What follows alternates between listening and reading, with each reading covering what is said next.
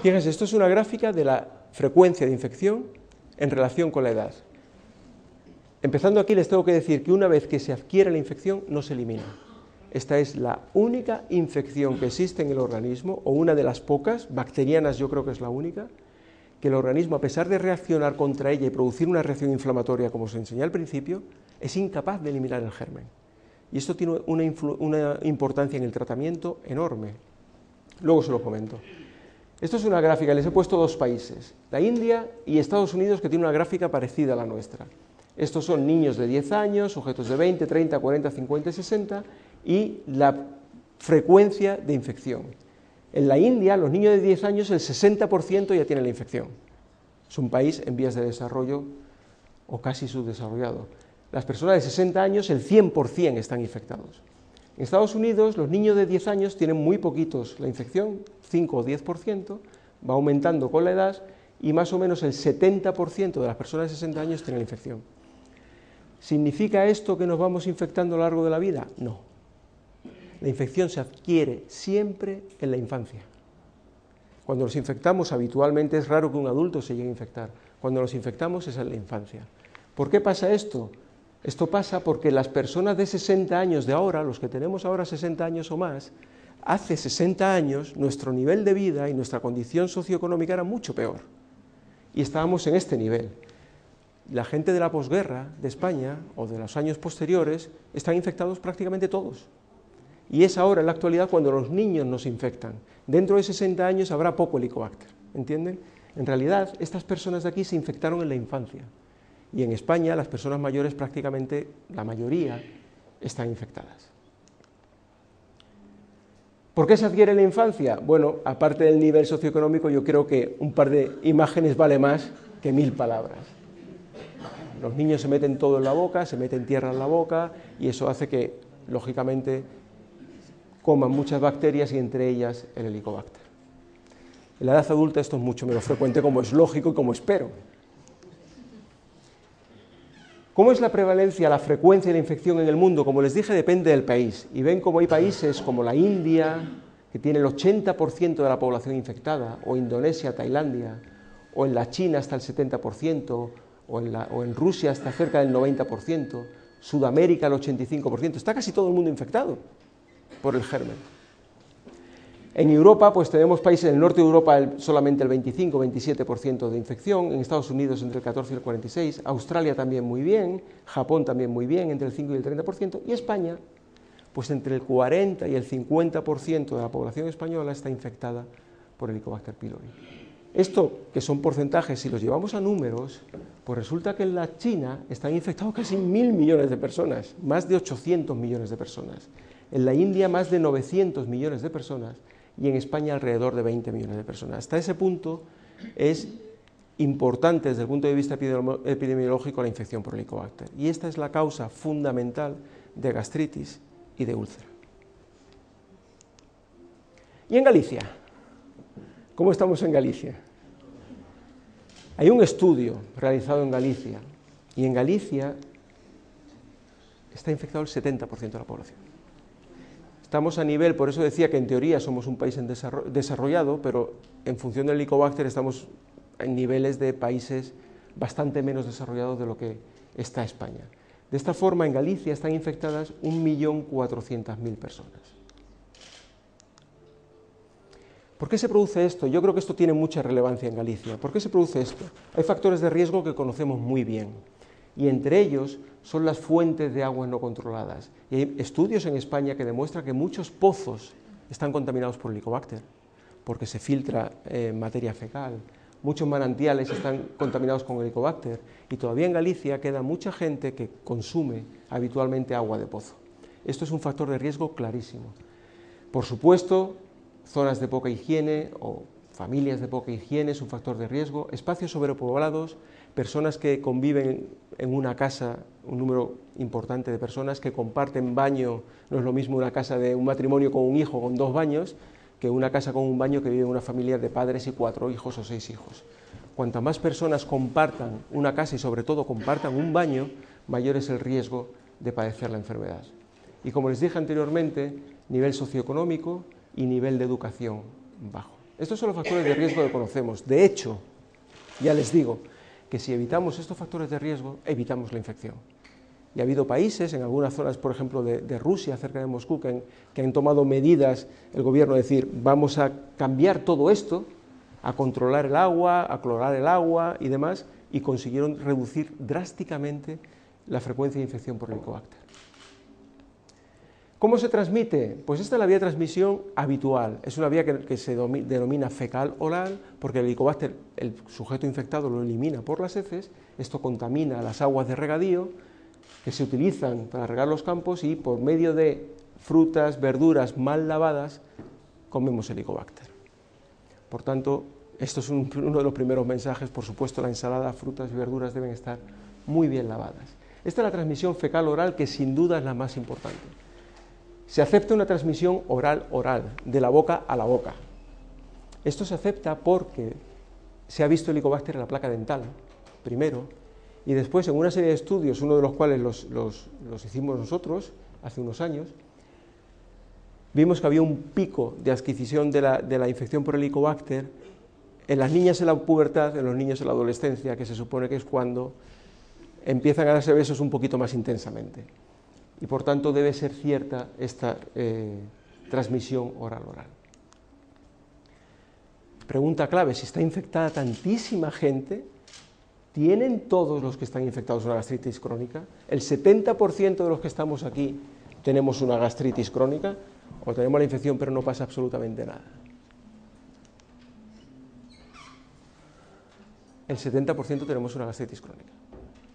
El 70% de los que estamos aquí, probablemente los de mayor edad, más del 70%, tienen una gastritis crónica. Siempre el Helicobacter produce gastritis crónica, siempre. Nunca está ahí sin producir nada. ¿Qué ocurre? Pues que en la inmensa mayoría de los casos, en el 80-85% de las personas que tienen la infección, no notan nunca nada. ¿Por qué? Porque son gérmenes poco virulentos, como les comentaba al principio. Producen una gastritis leve, una gastritis superficial, que no producen ninguna otra alteración del estómago ni ningún tipo de daño, y el paciente no llega a notarlo nunca. Pero hay un 15-20% de sujetos en los que la infección les fastidia, en los que la infección le produce síntomas, le produce una gastritis importante y le produce úlceras, y están en riesgo a largo plazo de desarrollar un cáncer. Ya les digo que el cáncer lo desarrolla menos del 1% de las personas infectadas, pero como estamos hablando de tantos millones de personas, es muy alto. Y de hecho, en Galicia el cáncer de estómago sigue siendo un problema, cuando en otras zonas de España, como en Madrid o Barcelona, ya no lo es.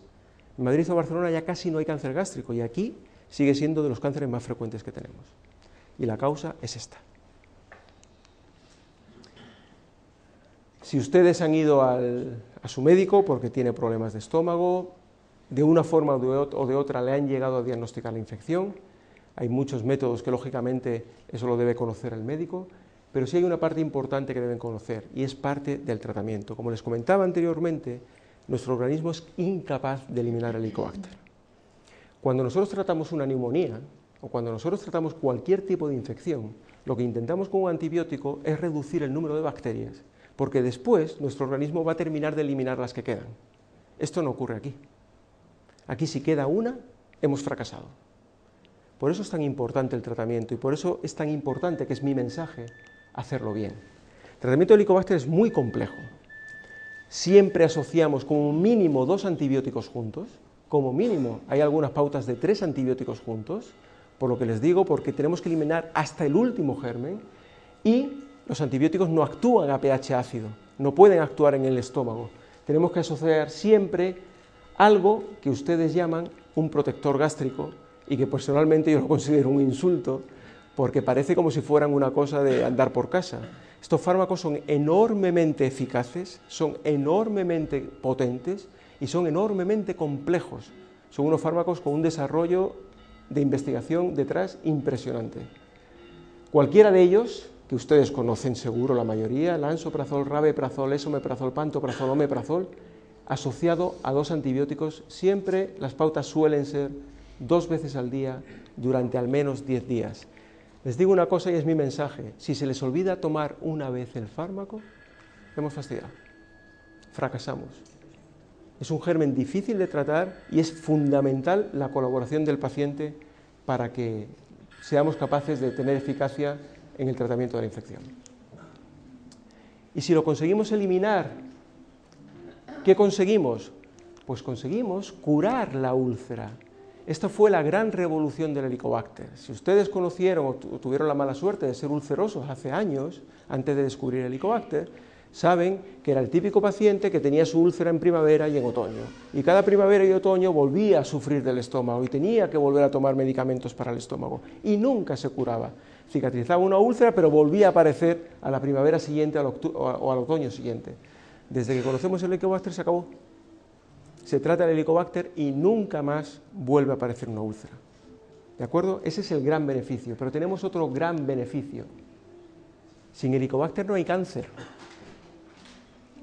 Y lo que sabemos hoy es que si erradicamos el Helicobacter en un paciente que nos llega a la consulta, reducimos el riesgo de cáncer en un 35%. ¿Y por qué en un 35% y no en un 100%? Lo reducimos en un 35%, lo cual es importante. No lo reducimos en un 100% porque el desarrollo del cáncer es una historia progresiva, es un mecanismo progresivo, y llega un momento en que hagamos lo que hagamos no tiene marcha atrás. Ya se producen lesiones que son irreversibles, aunque eliminemos el Helicobacter. Por eso conseguimos reducirlo un 35% y no un 100%. Pero sobre todo, no lo conseguimos por esto. Helicobacter y tabaco igual a cáncer. Un sujeto, aunque le erradiquemos el Helicobacter, si sigue fumando, tiene un riesgo enorme de desarrollar cáncer. Si conseguimos erradicar el Helicobacter y el sujeto consigue dejar de fumar, podemos llegar a evitar el riesgo hasta en un 100%. Y hay estudios que evitan el riesgo de cáncer en un 100%. ¿Vale? Siguiente mensaje, tabaco no. Picantes me da lo mismo, pero tabaco no. ¿Y con la dieta? ¿Qué hacemos con la dieta de un paciente, de un sujeto que padece del estómago? Tenga úlcera o no tenga úlcera. Esto es muy viejo, porque ya úlcera no tiene nadie. Quien tiene úlcera se le quita el Helicobacter y se acabó la úlcera. Nadie tiene que ser un ulceroso. Pero en cualquier caso, estas son las típicas dietas para proteger el estómago. Y las dietas, y estas son dietas que en nuestro hospital existe, esta es una dieta de protección gástrica de nuestro hospital. Realice comidas ligeras y frecuentes y a las mismas horas, procurando no permanecer mucho tiempo con el estómago vacío. Vale, si lo quieren hacer, me parece bien. Coma despacio, masticando bien, eso nos viene bien a cualquiera. Evite los alimentos muy fríos o calientes, no son recomendables carnes grasas, pescados azules, mariscos y fritos, no consuma picantes y excitantes gástricos, café, chocolate, licores, etc. No tome ácidos, vinagre, limón, etc. Señores, esto es la mayor chorrada del siglo. No hay ni un solo estudio que haya dicho que realmente haya que disminuir la ingesta de nada de esto para mejorar nada en el estómago. Esto no hace nada en el estómago. Otra cosa muy distinta son sujetos concretos que dicen, yo esto no lo puedo tomar porque me sienta mal. Perfecto, eso va a misa, pero porque lo dice el paciente que dice que le sienta mal y le puede sentar mal algo que no viene aquí. Y sin embargo hay muchas cosas de aquí que le pueden sentar bien. Lo peor que puede hacer un paciente con síntomas digestivos es restringir la dieta. Les puedo asegurar que tenemos muchos pacientes que van quitando cosas de la comida y nos llegan al final sin poder comer nada. Es que yo nada más que como un poquito de arroz y un poquito de pescado cocido, no puedo comer nada más. ¿Pero por qué? Me lo quitó el médico, la madre que me parió. Pues vuelvo a comer. Y nuestro objetivo es que vuelvan a comer normalmente. ¿De acuerdo? Es un grave error porque después es un problema nutricional restringir de esta forma la dieta. Y lo único que tiene sentido es lo que cuenta el paciente. No pidan dietas a su médico si padecen del estómago. Son ustedes los que saben lo que les sienta mal y lo que no. ¿Cuál es la mejor dieta? La de